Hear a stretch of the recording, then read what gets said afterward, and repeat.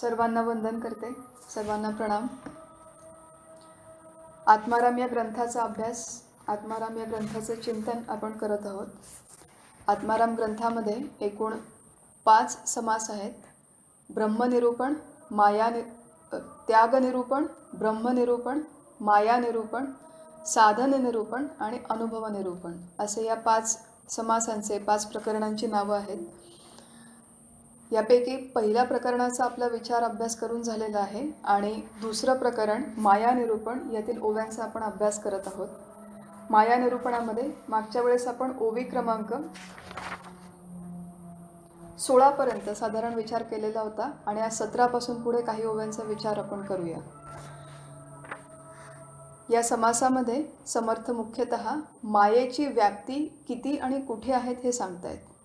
मायेची व्याप्ती किती आणि कुठे आहे हे सांगण्याच्या मागचा मुख्य उद्देश काय, या संपूर्ण जगामध्ये जे जे परिवर्तनशील आहे, जे जे अशाश्वत आहे, जे जे नाशवान आहे ते सर्व आपल्याला कळावं, त्याची व्याप्ती आपल्याला कळावी आणि ही व्याप्ती कळल्यावर त्याच्यामधली अनावश्यक गुंतवणूक आपण काढून घ्यावी, त्याच्यामधली आसक्ती आपली कमी व्हावी, हा या सगळ्या अभ्यासामागचा प्रमुख उद्देश आहे। मायेची व्याप्ती कुठे कुठे आहे हे सांगताना समर्थांनी सुरुवातीला एक 2-3 गोष्टींचा आपण विचार केलेला होता की जे जे काही त्रिपुटीयुक्त आहे ते सर्व मायिक आहे। कुठलीही त्रिपुटी, ध्याता, ध्येय, ध्यान, ज्ञाता, ज्ञेय, ज्ञान या 2 त्रिपुटींचा आपण उदाहरणादाखल विचार केला होता।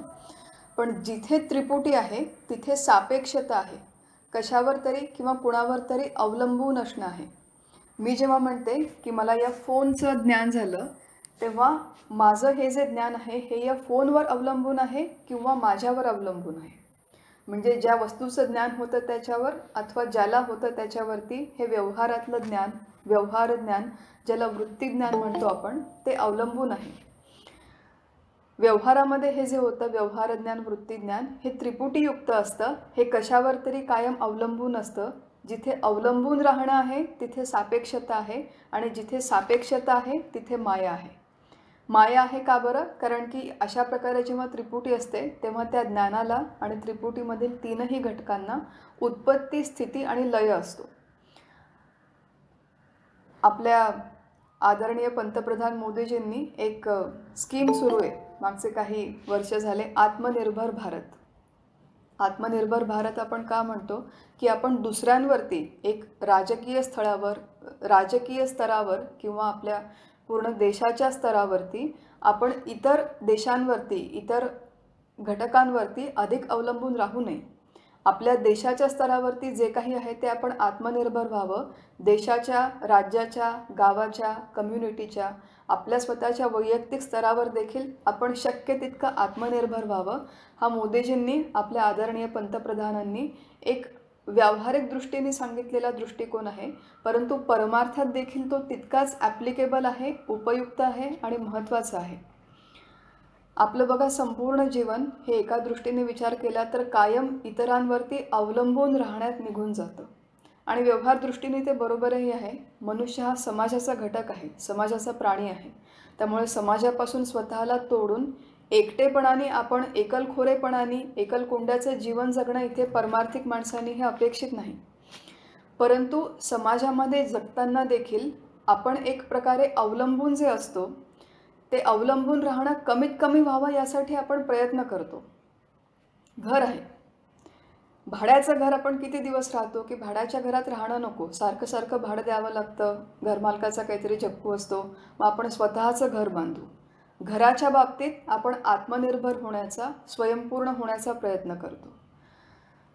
घरामध्ये पाण्यासाठी कॉर्पोरेशनचं कनेक्शन असतं आपल्याकडे, कधी पाणी येतं कधी नाही, उन्हाळ्यात हमखास येत नाही, पाहुणे असतात तेव्हा येत नाही आणि मग अशा वेळेस पाण्यासाठी आपण स्वयंपूर्ण होण्याचा प्रयत्न करतो, आपण घरामध्ये बोरवेल करून घेतो।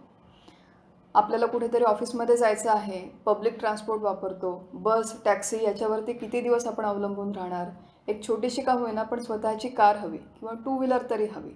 मग कारच्या बाबतीत आपण स्वयंपूर्ण होण्याचा प्रयत्न करतो, आपल्या वाहतुकीच्या बाबतीत।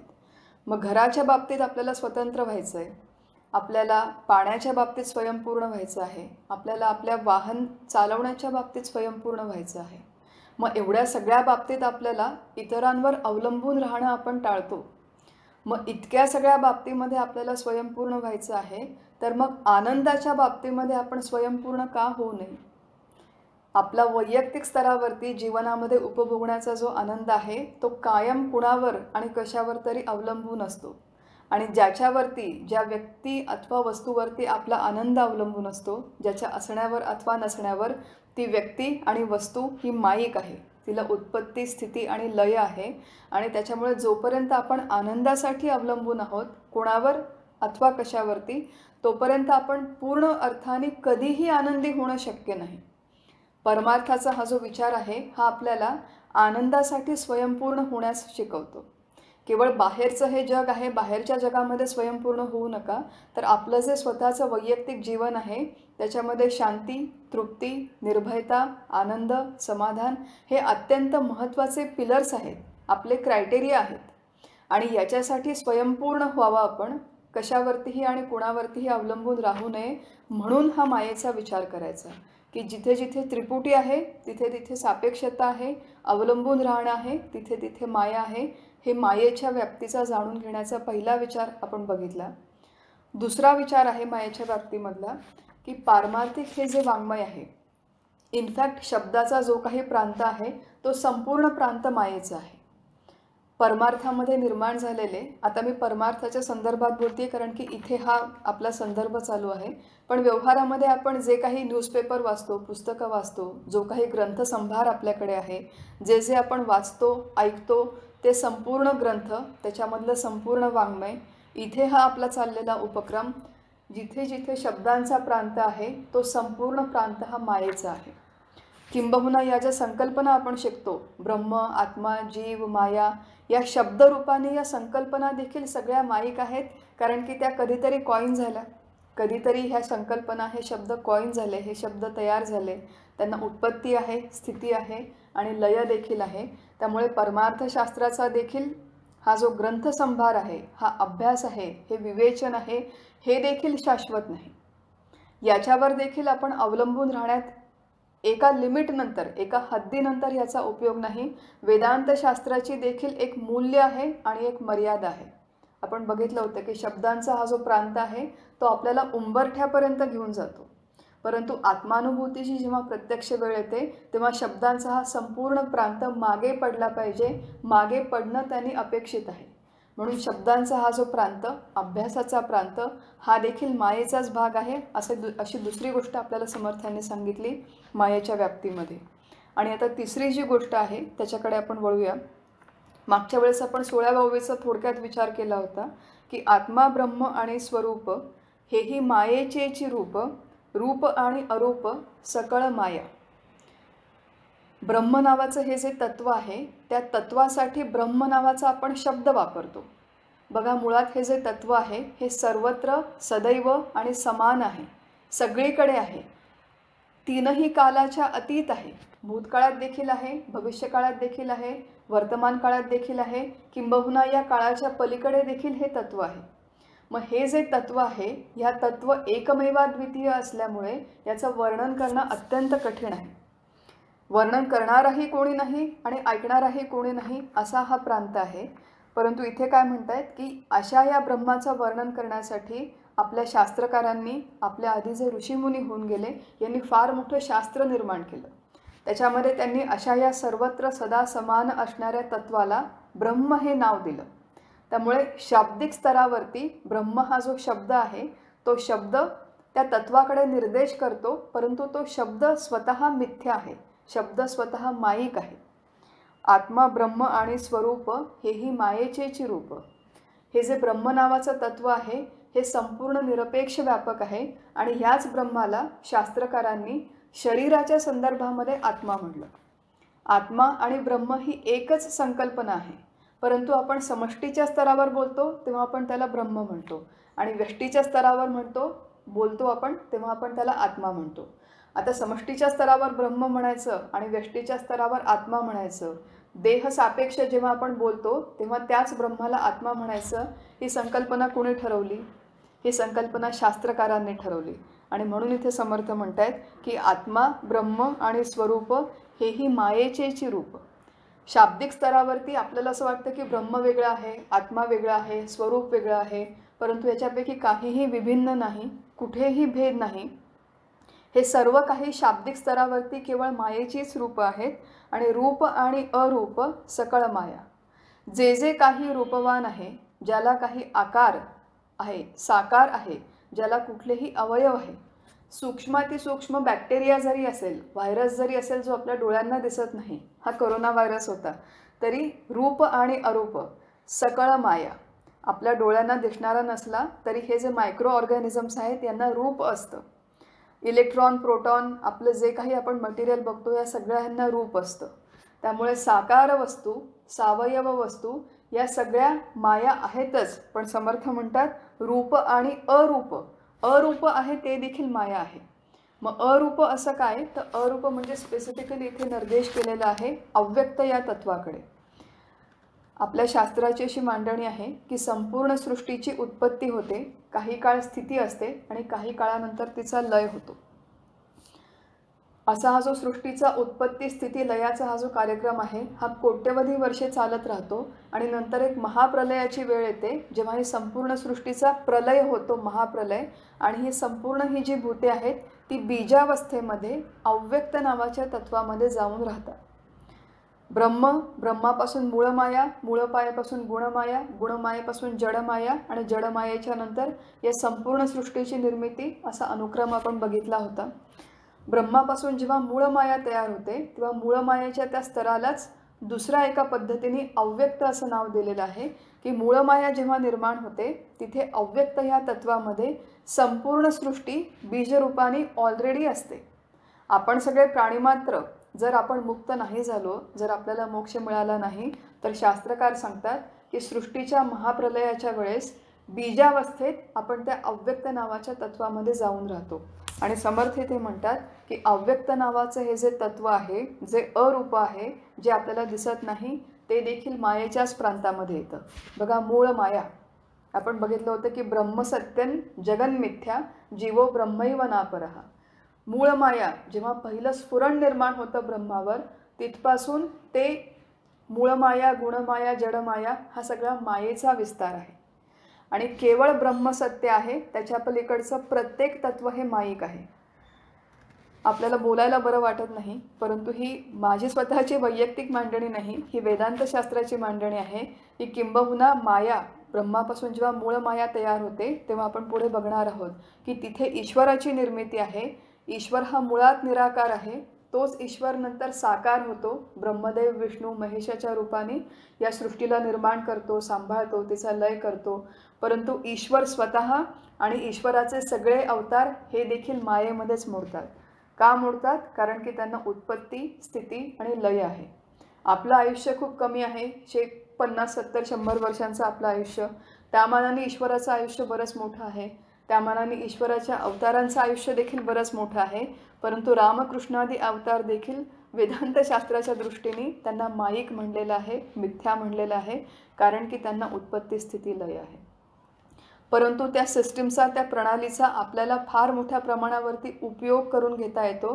किंबहुना आपल्याला उपयोग करून घेता यावा म्हणूनच ही सगळी सिस्टीम, प्रणाली तयार झालेली आहे.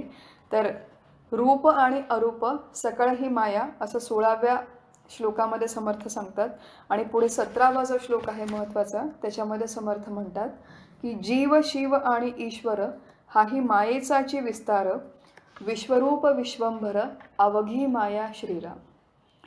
एक फार सुंदर संकल्पना इथे सांगतात समर्थ की जीव, शिव आणि ईश्वर हाही मायेचाची विस्तार. जीव म्हणजे जीवात्मा, शिव म्हणजे आत्मा आणि ईश्वर म्हणजे ईश्वर तत्व.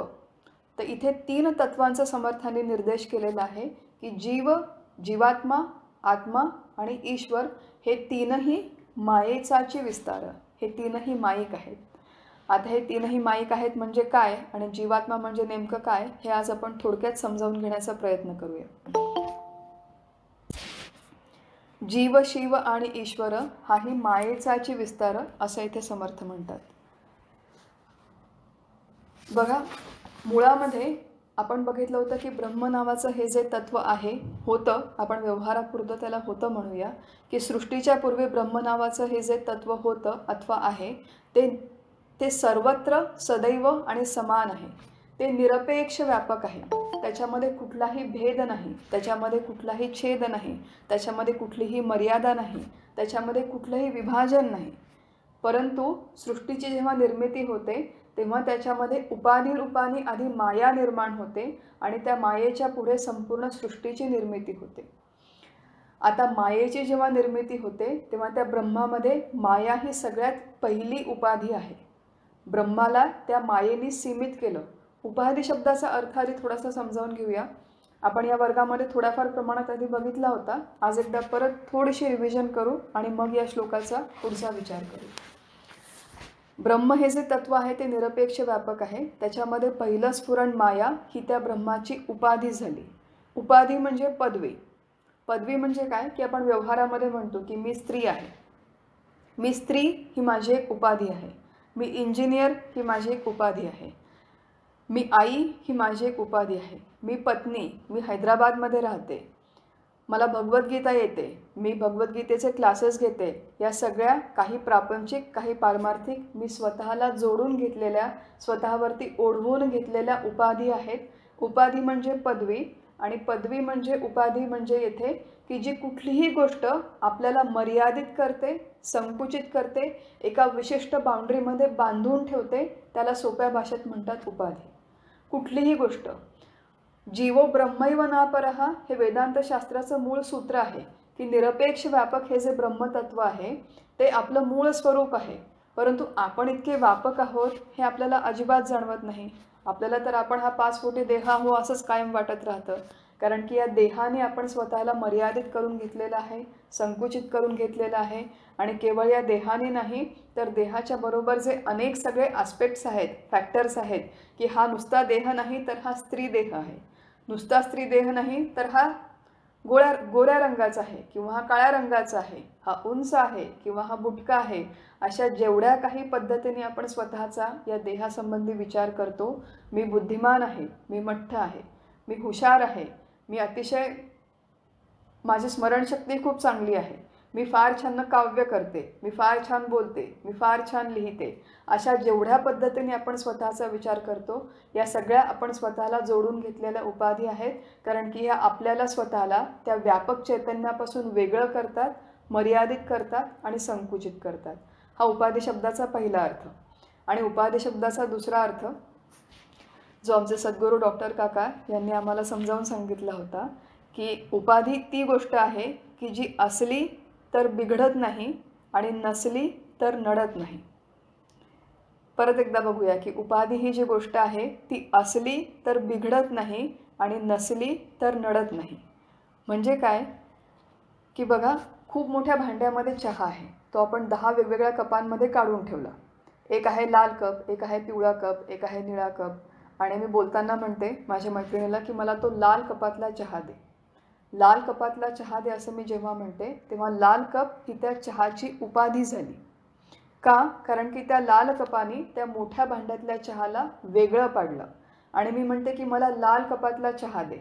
मग ही जी उपाधी आहे, हा लाल कप असला तरी चहा आहे आणि लाल कप नसला तरी चहा आहे. त्यामुळे लाल कप असला तर चहाचं काही बिघडत नाही आणि लाल कप नसला तर चहाचं काही नडत नाही. अगदी तसंच हा जो देह आहे ही या व्यापक चैतन्याची उपाधी आहे. या देहाने या व्यापक चैतन्याला सीमित केलेलं आहे, मर्यादित केलेलं आहे. आणि ते जे चैतन्य आहे ते माझं मूळ स्वरूप आहे. ते जे व्यापक चैतन्य आहे ते माझं मूळ स्वरूप आहे. त्यामुळे हा देह जो त्या चैतन्याला मर्यादित करतो, हा असला तरी बिघडत नाही आणि नसला तरी नडत नाही. आणि संपूर्ण परमार्थशास्त्राचं आपण हा जो काही अभ्यास करतो आहे तो अभ्यास करण्याचं उद्दिष्ट हेच आहे की हा देह हा आपलं मूळ स्वरूप नाही, हा देह केवळ उपाधी आहे. हा असला तरी मी आहे आणि हा नसला तरी मी आहे. मी अज अजर अमर आहे. मी तीनही काळामध्ये अखंड आहे चैतन्य रूपाने. माझा कधीही नाश होणं शक्य नाही. का नाश होणं शक्य नाही? कारण की मुळात माझा जन्मच झालेला नाही. मग जन्म कुणाचा झाला, तर इथे जन्म या देहाचा झाला आणि जन्म या देहातील जीवात्म्याचा झाला. इथे कुठली संकल्पना सांगतायत समर्थ? जीव, शिव आणि ईश्वर. जीवात्मा, शिव म्हणजे आत्मा आणि ईश्वर यातील अत्यंत महत्त्वाच्या संकल्पना आपल्याला इथे समर्थ सांगतात की या सगळ्या माईक आहेत. सगळ्यात पहिल्यांदा आपण ईश्वर ही संकल्पना समजावून घेत होतो की हे जे निरपेक्ष व्यापक तत्व आहे, या निरपेक्ष व्यापक ब्रह्मतत्वाला मायेने सीमित केलं, म्हणून माया ही त्या ईश्वराची उपाधी झाली. ईश्वराची ही जी संकल्पना आहे हे सांगताना शास्त्रामध्ये ब्रह्म, माया आणि ब्रह्माचं मायेत पडलेलं प्रतिबिंब असे 3 घटक सांगितलेले आहेत. ईश्वर म्हणजे काय, तर साध्या सोप्या भाषेमध्ये ब्रह्म प्लस माया इज इक्वल टू ईश्वर. अगदी मॅथमॅटिकल फॉर्म्युलामध्ये ही मांडणी आपण समजावून घेऊ शकतो गणिती पद्धतीने. ब्रह्मतत्व निर्गुण आणि निराकार आहे. याच ब्रह्मामध्ये जेव्हा मायेची ॲडिशन होते तेव्हा ब्रह्म प्लस माया इज इक्वल टू ईश्वर. त्यामुळे माया ही त्या ईश्वराची उपाधी झाली, बरोबर, कारण की माया त्या ब्रह्माला सीमित करते. ब्रह्म हे जे आहे हे निरपेक्ष व्यापक आहे. त्याच्यामधल्या एका छोट्याशा हिस्स्यामध्ये ही माया निर्माण होते. तेवढ्यापुरताच तो ईश्वर असतो, तेवढ्यापुरतंच ते ब्रह्मांड असतं. तो ईश्वर त्या ब्रह्मांडाचं नियमन करतो, त्याची निर्मिती करतो, त्याला सांभाळतो, त्याचा लय करतो. परंतु त्या मायेच्या वर्तुळापुरता, मायेच्या सीमेपुरतंच त्या ईश्वराचं अस्तित्व आहे. म्हणून ईश्वर माईक आहे आणि माया ही त्याची उपाधी आहे. ही ईश्वर तत्व समजावून घेण्याचा पहिला हा भाग झाला. आता पुढे समर्थ म्हणतायत की जीव हा देखील माईक आहे. जीवात्मा ही देखील एक उपाधी आहे आणि हे जीवात्मा देखील माईकच आहे. आणि जीवात्मा म्हणजे काय हे समजावून घेण्याचा आज आपण थोडक्यात प्रयत्न करूया. काही लोक जे भगवद्गीतेच्या वर्गामध्ये आले होते त्यांनी बघितलं होतं की जीवात्मा ही संकल्पना समजणं परमार्थशास्त्रामध्ये अत्यंत आवश्यक आहे. असं आहे की आमचे सद्गुरू गमतीने म्हणतात की जीव गेला तरी जीव म्हणजे काय हे मनुष्याला समजत नाही. आपण व्यवहारामध्ये हा शब्द अनेक वेळेस वापरतो की माझा जीव तळमळला, माझा जीव कासावीस झाला आणि माझ्या जीवाला आता बिलकुल चैन पडत नाही. मग ज्याला चैन पडत नाही, जो कासावीस होतो, असा हा नेमका कोण, हा जीवात्मा म्हणजे नेमकं कोण हे समजावून घेण्याचा आपण आत्ता आज इथे प्रयत्न करूया. जीवात्मा ही संकल्पना सांगताना जसे ईश्वराचे 3 घटक आहेत तसे जीवाचे देखील 3 घटक आपल्या शास्त्राने सांगितलेले आहेत. आत्मा, बुद्धी आणि आत्म्याचं बुद्धीमध्ये पडलेलं प्रतिबिंब हे 3 घटक मिळून जीवात्मा नावाची एक संकल्पना तयार होते, एक कॉन्सेप्ट तयार होतो. एक साधारण 2-3 ओव्यांपूर्वी आपण बघितलं होतं, 13व्या ओवीमध्ये आपण बघितलं होतं, एक माया दो ठाई झाली, प्रकृती आणि पुरुष झाली, जैसी 2 दिसांची बोली एकची परवा. या ओवीमध्ये आपण या संपूर्ण सृष्टीचं जे विभाजन आहे ते चेतन आणि अचेतन अशा 2 भागांमध्ये केलेलं आहे. चेतन सृष्टी, अचेतन सृष्टी, चर अथवा अचर, या 2 मध्ये मुख्य फरक काय आहे हा आपण बघितला होता. सगळ्यांना आठवतोय का?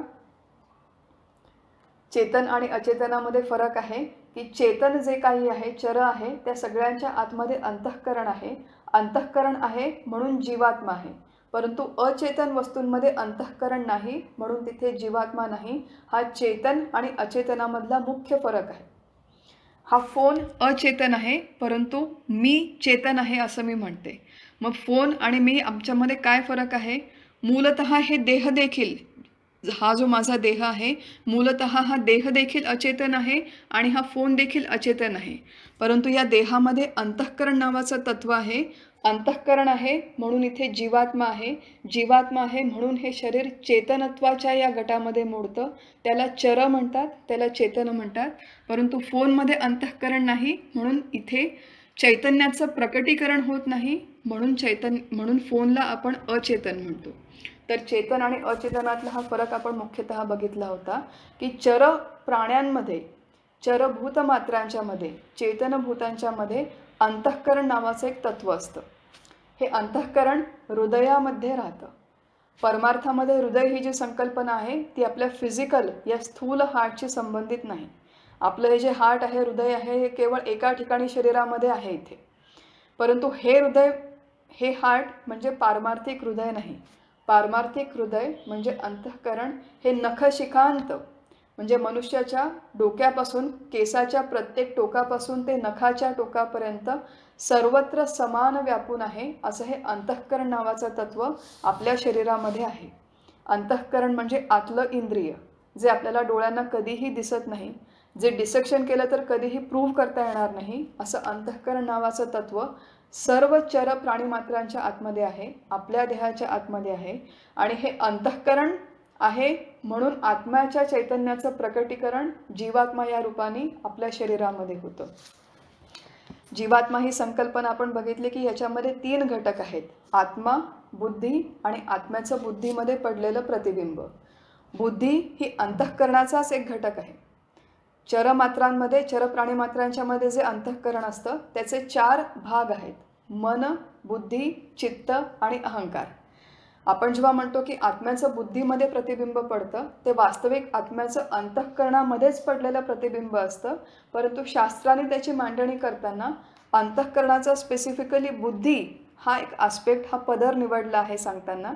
कधी कधी आपण म्हणतो की शास्त्रामध्ये म्हणून जेव्हा आपण पुस्तक वाचतो तेव्हा अशी ही मांडणी आहे की आत्म्याची अंतःकरणामध्ये पडलेली छाया, असं काही ठिकाणी म्हणलेलं आहे. पण प्रमुखतः त्याला आत्मा, बुद्धी आणि आत्म्याचं बुद्धीमध्ये पडलेलं प्रतिबिंब या 3 संकल्पना मिळून जीवात्मा तयार होतो. हा जीवात्मा कसा तयार होतो, हा एक मी छोटासा इथे प्रयोग दाखवते. हा जो प्रयोग आहे हा आमच्या सद्गुरूंनी अतिशय विस्ताराने व्हिडिओमध्ये एका डेमोसकट दाखवलेला आहे. तो व्हिडिओ मी नंतर आपल्याबरोबर शेअर करते आणि माझी आपल्याला विनंती आहे की आपण सर्वांनी तो जो व्हिडिओ आहे तो सविस्तर बघावा, कारण की त्याच्यामध्ये ही जीवात्म्याची संकल्पना विस्ताराने आपल्याला स्पष्ट होईल. आपण सगळेजण मराठी जाणता, त्यामुळे आपल्याला हा जो प्रयोग आहे हा सविस्तर त्या व्हिडिओमध्ये यूट्यूबच्या बघणं शक्य आहे. त्याची लिंक मी पाठवते आणि ती लिंक आपण नंतर बघावी. आज आपण आपल्या समजुतीपुरतं हे जे 3 घटक आहेत हे एका प्रयोग स्वरूपाने बघू, म्हणजे आत्मा आणि जीवात्मा यांच्यामध्ये नेमका काय फरक आहे हे आपल्याला लक्षात येईल. जीवात्म्यामध्ये जे 3 घटक आहेत त्यातला पहिला घटक आहे आत्मा. हा जो आत्मा आहे, आत्मचैतन्य आहे, त्याचं स्वरूप कसं आहे तर तो प्रकाश रूप आहे. प्रकाश कसा तर आता हा माझ्याकडे एक टॉर्च आहे, या टॉर्चचा हा प्रकाश आहे, सगळ्यांना दिसतोय. आत्म्याचा हा टॉर्चचा हा जो प्रकाश आहे, हा जो प्रकाश, या प्रकाशाला आपण तात्पुरतं थोड्या वेळापुरतं आपण ह्याला आत्मा म्हणू, आपण ह्याला आत्मप्रकाश म्हणू. हा झाला आत्म्याचा प्रकाश. दुसरा माझ्याकडे जो घटक आहे त्याला म्हणतात, तो आहे इथे एक प्रिझम. हा जो आहे हा एक काचेचा गोळा आहे प्रिझमसारखा, आणि ह्याला आपण तात्पुरतं म्हणूया बुद्धी. मनुष्याच्या देहामध्ये जे अंतःकरण असतं, मन, बुद्धी, चित्त, अहंकार, त्याच्यापैकी हा बुद्धी नावाचा घटक आहे.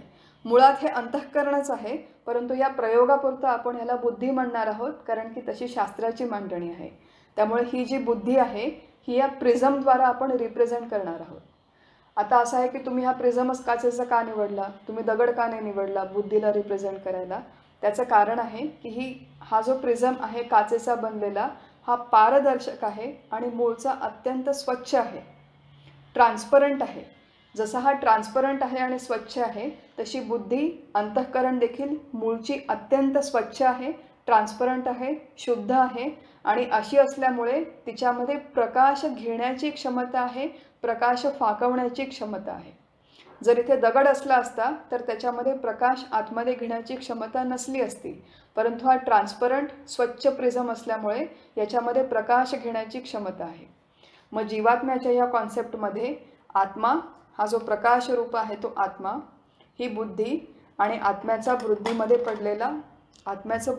पडलेलं प्रतिबिंब. हे आत्म्याचं आत्मप्रकाशाचं जे बुद्धीमध्ये प्रतिबिंब पडतं ते आपण जे आपलं आरशामध्ये प्रतिबिंब बघतो तशा स्वरूपाचं हे प्रतिबिंब नाही.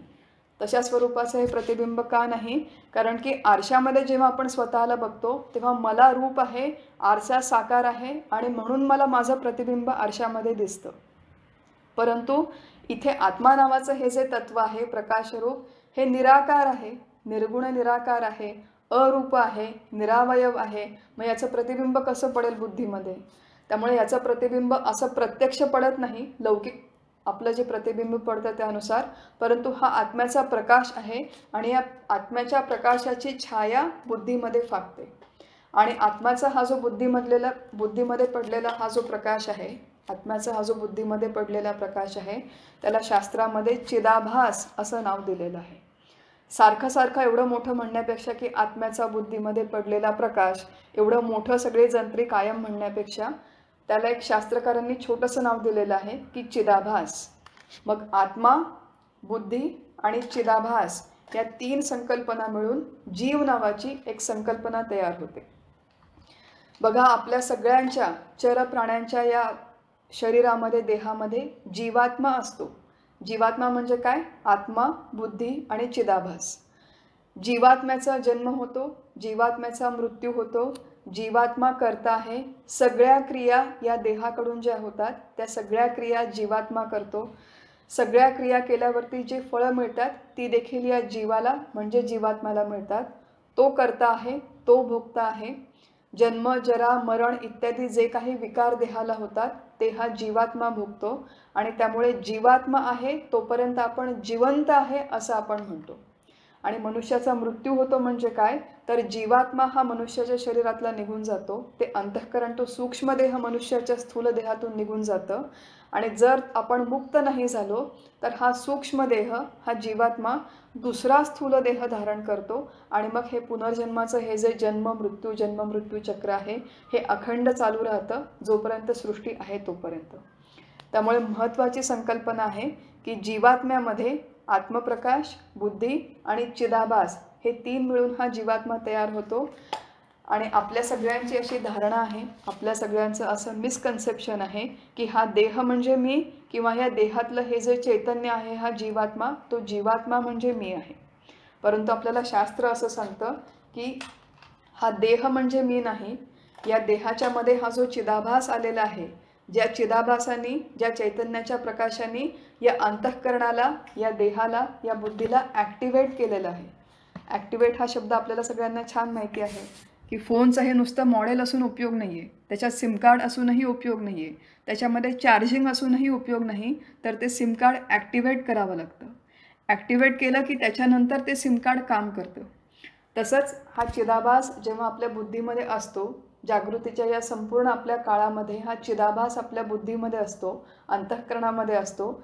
चिदाभास आपल्या अंतःकरणामध्ये असतो म्हणून त्या चेतनत्वाच्या आभासाच्या उपयोगाने, त्याच्या मदतीने सगळ्या आपल्या कृती होतात, सगळी आपली कार्य होतात. त्यामुळे जीवात्मा सगळ्या कृती करतो. हा जो आत्मा आहे, आत्मप्रकाश आहे, हा अकर्ता आहे, हा अभोक्ता आहे. हा स्वतः कुठलंही कर्म करत नाही.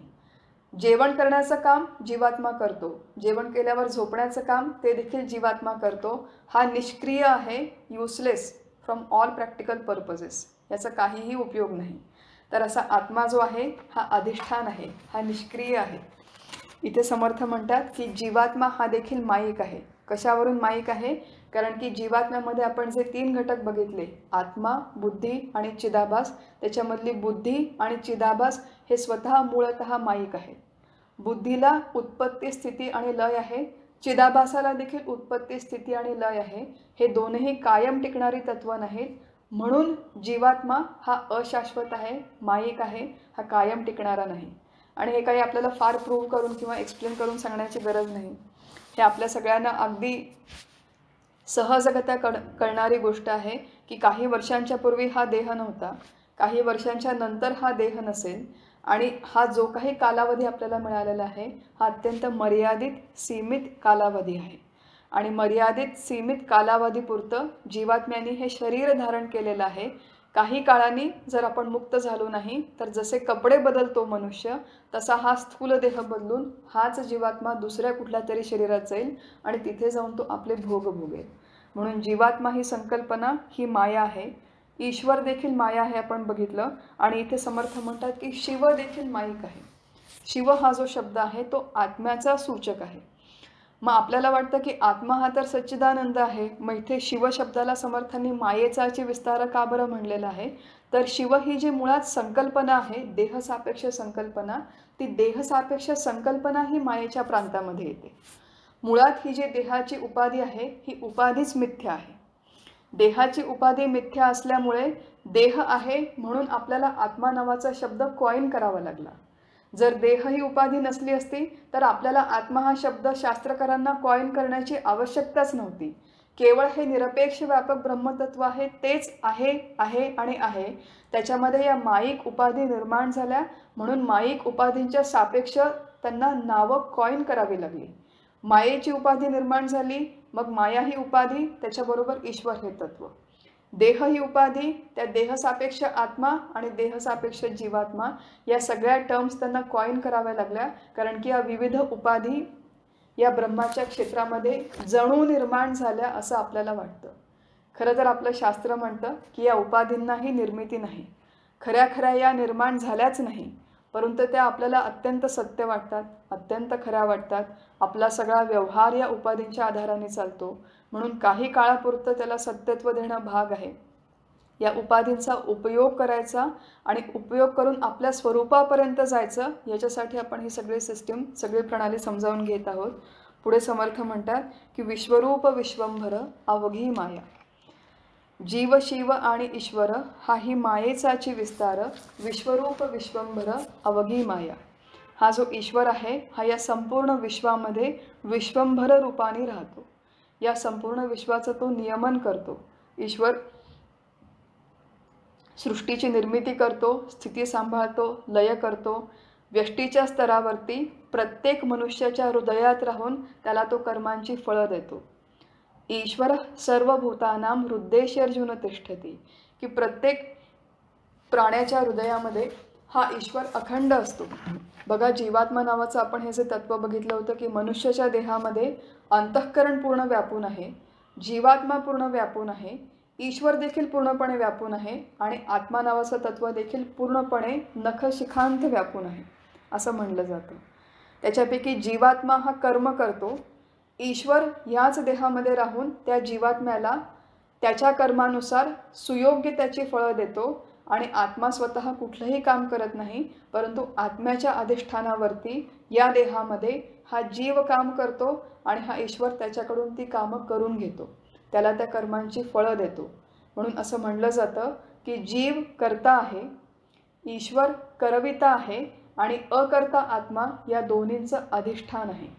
आत्मा आहे म्हणून ईश्वर आहे, आत्मा आहे म्हणून जीवात्मा आहे, परंतु प्रत्यक्ष कृती करण्याचं काम व्यवहारामध्ये जीवात्मा करतो आणि जी कृती केली त्या कृतीचा हिशोब ठेवून योग्य त्या वेळेस योग्य ते फळ देण्याचं काम ईश्वर करतो. अशा प्रकारे जीव, ईश्वर आणि आत्मा ही तीनही तत्व आपल्या या संपूर्ण देहामध्ये व्यापून आहेत.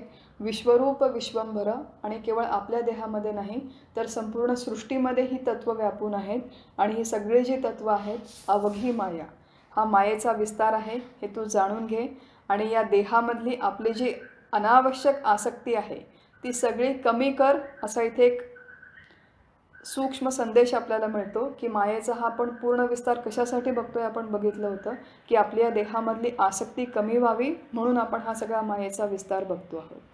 आणि आता याच्या पुढे 18, 19 आणि 20 हे तीनही श्लोकांचा एकच गट आहे. हे आपण एकत्र ह्या तीनही श्लोकांचा विचार करूया, ओव्यांचा. 18व्या ओवीमध्ये समर्थ म्हणतात, माया मनास चालक, माया बुद्धीस व्यापक, माया एकी अनेक ऐसे बोलणे. माया देहास चालवी, माया शब्दास बोलवी, माया दृश्यास दाखवी, नेत्री रिघोनिया. मायेनेची माया चाले, मायेनेची माया बोले, मायेनेची माया हाले, वायो रूपे. मायेची व्याप्ती आता समर्थांनी जीव, शिव, ईश्वर सांगितली. आणि आता या देहाच्या संदर्भात माया आपल्याला कशी व्यापते, कशी चालवते, या देहाच्या संदर्भातल्या मायेचं वर्णन आता इथे समर्थ करतायत की सगळ्यात पहिल्यांदा ती मनास चालक, बुद्धीला व्यापक, त्याच्यानंतर देहाला चालवते, शब्दांना बोलवते, दृश्याला दाखवते, आणि दाखवणारी, बोलवणारी, चालणारी, चालवणारी ही सगळी काही माया आहे. या देहाच्या संदर्भात जे काही व्यवहार होतात ते व्यवहार करवून घेणारी आणि करणारी, हे सगळं काही केवळ माया आहे, मायेचा प्रांत आहे. अशी एक व्यापक मांडणी इथे समर्थांनी केलेली आहे. काही 2-3 स्पेसिफिक क्रियांची नावं त्यांनी घेतली आहे, परंतु 2-3 क्रिया जरी असल्या तरी तोच रूल, तोच नियम हा सगळ्या क्रियांना लागू पडतो. सगळ्यात पहिल्यांदा समर्थ म्हणतात की माया मनास चालक. मनालाही चालवते, मनाला मनपणा देते. अंतःकरणामध्ये आपलं हे जे मन आहे त्या मनाचं मुख्य कार्य काय आहे की संकल्प विकल्प करणं हे मनाचं काम आहे. इच्छा करणं, मला आईस्क्रीम हवं आहे, मला पावभाजी खायची आहे, हे संकल्प. आणि मग आईस्क्रीम खायचं आहे तर कुठला आईस्क्रीम, मग बटरस्कॉच खाऊ की मँगो खाऊ की चिक्कू खाऊ, नॅचरल्सचं खाऊ का बास्किन रॉबिन्सचं खाऊ, असे अनेक सगळे विकल्प आपल्या मनासमोर उभे राहतात. आणि आईस्क्रीम हवं आणि हे हवं की ते हवं असं जोपर्यंत आपलं अंतःकरण संकल्प विकल्प करतं, संकल्प विकल्प करणाऱ्या त्या अंतःकरणाच्या अभिव्यक्तीला मन असं म्हणतात. आणि या मनाला मनपणा कोण देतं, तर मनाला मनपणा देणारी ती माया. मन जेव्हा संकल्प करतं तेव्हा संकल्प करण्यासाठी त्याला ऊर्जेची आवश्यकता असते. जोपर्यंत बघा आपल्या या देहामध्ये साधी पापडी लावण्यासाठी देखील ऊर्जेची आवश्यकता आहे. त्यामुळे मन जेव्हा संकल्प विकल्प करतं तेव्हा त्या मनाला देखील संकल्प करण्यासाठी ऊर्जेची आवश्यकता आहे. आणि ऊर्जा पुरवणारे या देहामध्ये कोण आहेत, ऊर्जा पुरवणारे प्राण आहेत. मग प्राण कसे चालतात, प्राण कशाचे बनलेले आहेत, प्राण वायू तत्वाचे बनलेले आहेत.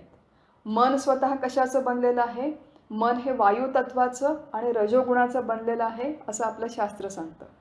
मग वायू तत्व हा पंचमहाभूतांचा भाग झाला, रजोगुण हा त्रिगुणांचा भाग झाला, आणि त्रिगुणात्मक जे जे आहे ते माया आहे, पांचभौतिक जे जे आहे ते माया आहे. मग मन स्वतः रजोगुण आणि वायुतत्वाचं असल्यामुळे मन माईक आहे. आणि मनाला मनपण देणारं, मनाला ऊर्जा पुरवणारे प्राण हे देखील माईक आहे. मन माईक, मनाला ऊर्जा देणारे प्राण माईक. त्याच्यामुळे मनामध्ये जे काही संकल्प विकल्प येतात, ज्या काही इच्छा येतात, जो काही धुमाकूळ आपल्या मनामध्ये चालू असतो तो सकळही माया असं समर्थ येथे म्हणतात. आणि मनामध्ये हा जो काही आपला व्यवहार व्यापार धुमाकूळ चालू आहे तो माया आहे हे समजावून घेणं अत्यंत आवश्यक आहे. अत्यंत आवश्यक का बरं आहे, कारण की असं आहे की आपलं फार मोठं जीवन आपण या मनाच्या आधाराने जगतो. मन जरा दुःखी झालं की विषण्ण, तर मी विषण्ण झाले, मी दुःखी झाले. अनुकूल संवेदनीयम सुखम, प्रतिकूल संवेदनीयम दुःखम, अशी सुखाची आणि दुःखाची व्याख्या आहे. की जर काही जीवनामध्ये अनुकूल घटना घडली की मनाला सुख होतं, प्रतिकूल घटना घडली की मनाला दुःख होतं. कधी चांगले विचार येतात, कधी वाईट विचार येतात. कधी दुसऱ्याला मदत करावी असं वाटतं, कधी दुसऱ्याला मारूनच टाकावं असं वाटतं. विचार येतात मनामध्ये असे कधी कधी की काय किती त्रास देतोय मला, एकदाचं मारूनच टाकावं याला, असे कधी कधी अघोरी विचार देखील मनामध्ये येतात. तर असे कुठलेही विचार जरी आले, उपयुक्त अथवा अनायुक्त, उपयुक्त अथवा उपयोगी नसलेले, निरुपयोगी विचार, आवश्यक अथवा अनावश्यक, हे मनामध्ये जेवढे काही व्यापार चालतात ते सकळही माया. आणि आपण ह्या मनाच्या व्यापारांना माया म्हणून जर ओळखलं नाही तर आपली फार मोठी फरफट होते. हे मन कुठेतरी धावत जातं, आपण त्याच्या मागे धावत जातो. मन कुठेतरी ओढलं जातं, आपण त्याच्याबरोबर ओढले जातो. मन दुःखी झालं की मी दुःखी झाले, मन विषण्ण झालं की मी विषण्ण झाले. बघा काही दिवसांपूर्वी एक यूट्यूबवरती एक गोष्ट माझ्या निदर्शनास आली. एक अत्यंत प्रसिद्ध गायिका आहे, आपण सगळ्यांनी तिचं नाव ऐकलेलं असेल, आर्या आंबेकर म्हणून. तिने ज्ञानेश्वर महाराजांच्या ओव्या गायलेलं यूट्यूबवरती एक व्हिडिओ आहे, तो व्हिडिओ आम्हाला कोणीतरी पाठवला. ज्ञानेश्वर महाराजांनी 18व्या अध्यायाच्या शेवटी एक फार सुंदर स्वतःच्या स्वरूपाचं वर्णन करणाऱ्या ओव्या लिहिलेल्या आहेत. जाणे अज मी अजर, अक्षय मी अक्षर, अशा अतिशय सुंदर ओव्यांची ही एक मालिका आहे. आणि ती आर्या आंबेकर, मुळात ही किशोरीताई आमोणकर ज्या आहेत त्यांनी गायलेली आहे. आणि त्याचंच नंतर पुढे आर्या आंबेकर ही जी आपली गायिका आहे प्रसिद्ध, तिने जाणे अज मी अजर अशी अत्यंत सुंदर सुरामध्ये या ओव्या गायलेला एक व्हिडिओ आला.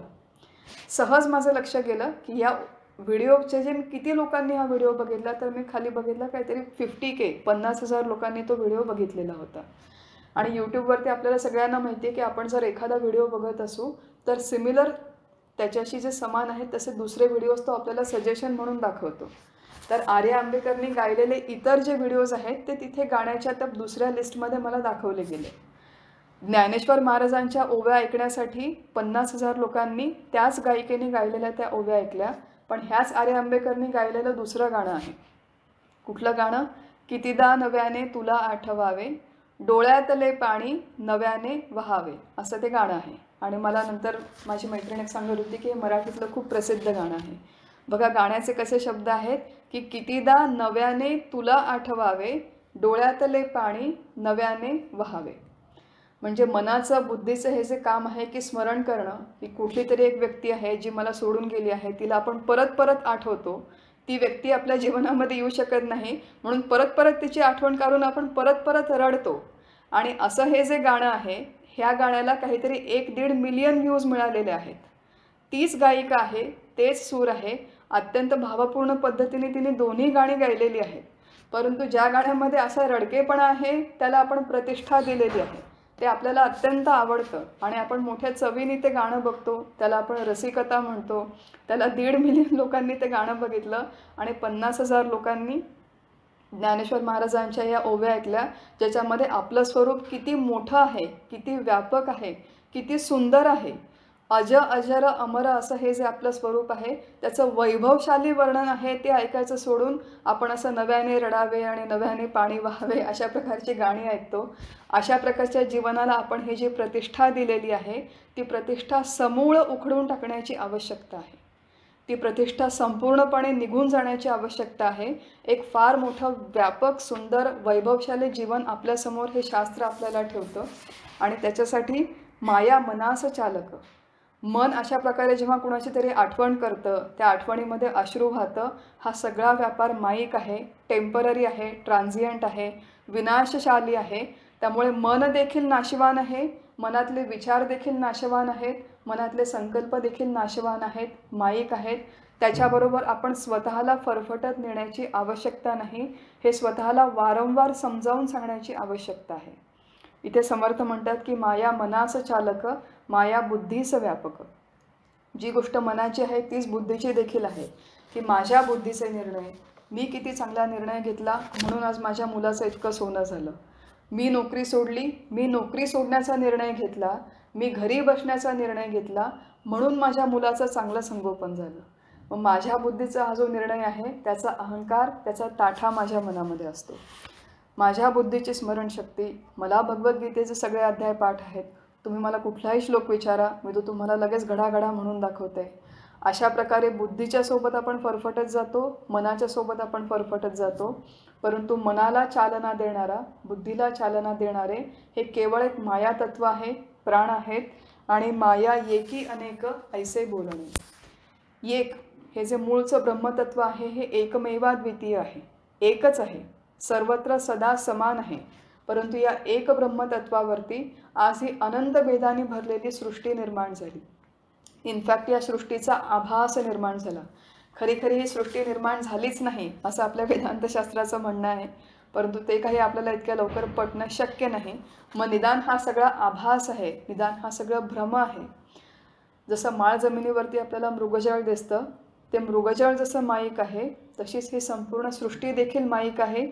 आणि त्यामुळे इथे समर्थ म्हणतात की एकी अनेक, या एकतत्वावरती हा जो अनेकत्वाचा आभास निर्माण झाला आहे, हा अनेकत्वाचा आभास ही केवळ माया आहे असं 18व्या ओवीमध्ये म्हणतात. पुढे 19व्या आणि 20व्या ओवीमध्ये समर्थ म्हणतात की माया देहास चालवी, माया शब्दास बोलवी, माया दृश्यास दाखवी, नेत्री रिघोनिया. देहाला चालवणारी, शब्दांना बोलवणारी, दृश्याला दाखवणारी असं 19व्या ओवीत म्हणले. आणि 20व्या ओवीत म्हणले की मायेनेची माया चाले, मायेनेची माया बोले. की चालवणारी देखील माया आहे आणि चालणारी देखील माया आहे, बोलवणारी देखील माया आहे आणि बोलणारी देखील माया आहे. इथे समर्थांनी लिहिलं नाही, परंतु ज्याच्या संबंधी आपण बोलतो ते देखील माया आहे, जो बोलतो तो देखील माया आहे आणि जो बोलवतो तो देखील माया आहे. हा जो संपूर्ण व्यवहार आहे, मनुष्याच्या देहाने जेवढे काही व्यवहार होतात हा संपूर्ण काही मायेचाच प्रांत आहे. वाणी बोलते, दृष्टी पाहते, दृष्टी निर्माण होते, काही काळ टिकते, काही काळाने ही दृष्टी निघून जाते.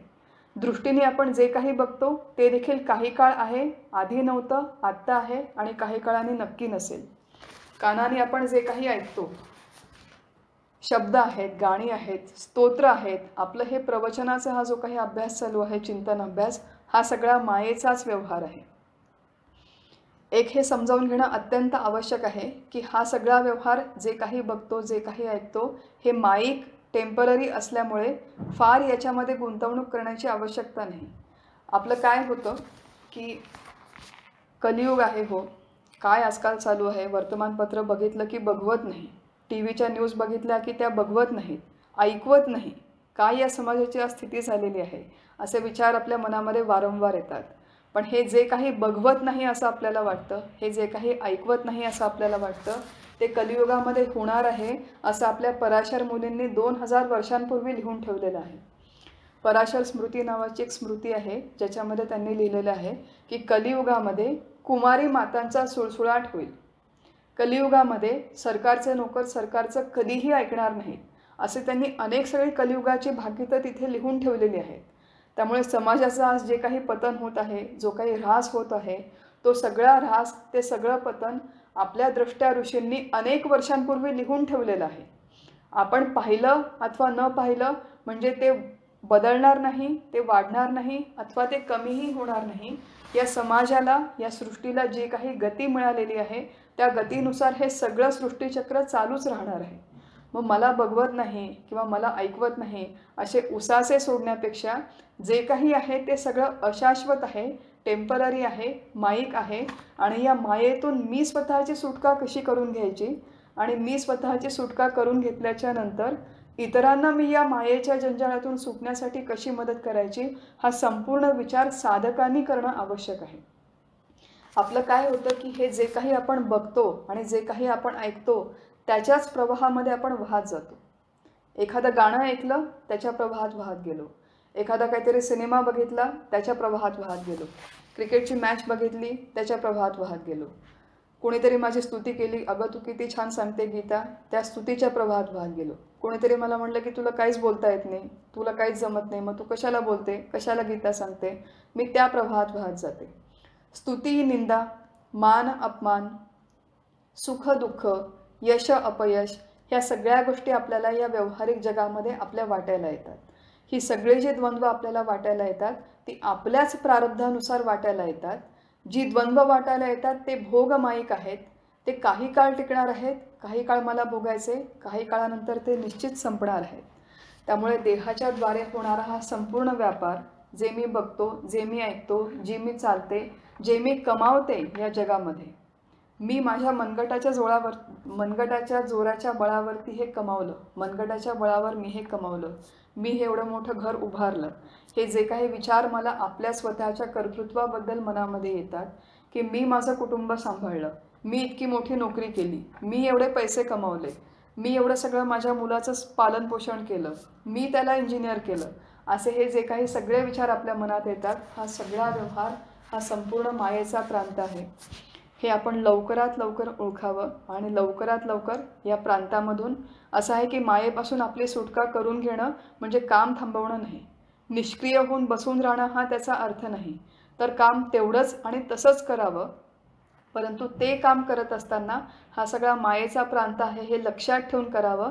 म्हणजे ते काम करताना त्या कामामध्ये आणि त्या कामाच्या संभाव्य फळामध्ये आपली गुंतवणूक राहणार नाही, आपली आसक्ती राहणार नाही. आणि फळामधली आसक्ती आणि गुंतवणूक संपली की त्या व्यवहारामुळे आपल्याला जे सुख होतं किंवा त्या व्यवहारामुळे आपल्याला जे दुःख होतं, ते सुख आणि ते दुःख हे दोनही आपल्याला होणार नाही. या द्वंद्वापासून आपली सुटका होईल, या भेदापासून आपली सुटका होईल. आणि मग आपण सुरुवातीला जे बघितलं होतं की अत्यंत शांत, तृप्त, आनंदी, समाधानी, निर्भय असं हे जीवन या देहामध्ये राहूनच आपल्याला जगता येईल. हा देह माईक आहे, या देहाच्या द्वारा होणारे व्यापार माईक आहेत. हा देह माझा ज्या जगाचा हिस्सा आहे ते जग देखील माईक आहे. याच्यामध्ये मला मिळणारे भोग देखील माईक आहेत, चांगले भोग देखील माईक आहेत आणि वाईट भोग देखील माईक आहेत. हा सगळा गोंदवलेकर महाराजांनी लिहिलेला आहे की खेळा ऐसा प्रपंच मानावा. भातुकलीचा जसा खेळ असतो लहान मुलांचा, की लहान मुलं खूप सिरियसली घेतात की माझ्या बाहुलीचं लग्न आहे, माझ्या बाहुलीचं हे घर आहे, त्या माझ्या बाहुलीच्या घरामध्ये मला असे असे पडदे लावायचे. आणि आपण कौतुकाने ते बघतो की किती लहानशी मुलगी. आता आजकाल हल्ली कोणी खेळत नाही, हल्ली सगळी मुलं स्मार्टफोन बरोबर खेळतात. पण आपण सगळ्यांना माहिती आहे, आपण खेळलो आहोत की जो भातुकलीच्या खेळामध्ये जी गंमत आहे, जी मजा आहे, तीच आपल्याला आपल्या संसारामध्ये यावी. तीच आपल्याला आपल्या ह्या जीवनामध्ये यावी. आणि भातुकलीच्या खेळाला आपण जसं एक गंमत म्हणून बघतो, खेळ म्हणून बघतो, लीला कौतुकाने बघतो, तसंच आपलं जीवन, आपल्या जीवनातले व्यवहार आणि आपल्या जीवनातले भोग या सर्वांना कौतुकाने आपल्याला बघता यावं, खेळासारखं आपल्याला बघता यावं, त्याच्यातली मजा आपल्याला घेता यावी, कुठल्याही सुखदुःखांना बळी न पडता याच्यासाठी आपण हा सगळा अभ्यास करतो आहोत. आज आपण 20व्या श्लोकापर्यंत विचार केला. आज आपण आपलं चिंतन इथे थांबवू आणि 21व्या वेळीपासून जो विचार आहे तो पुढच्या शुक्रवारी करू. जय जय रघुवीर समर्थ.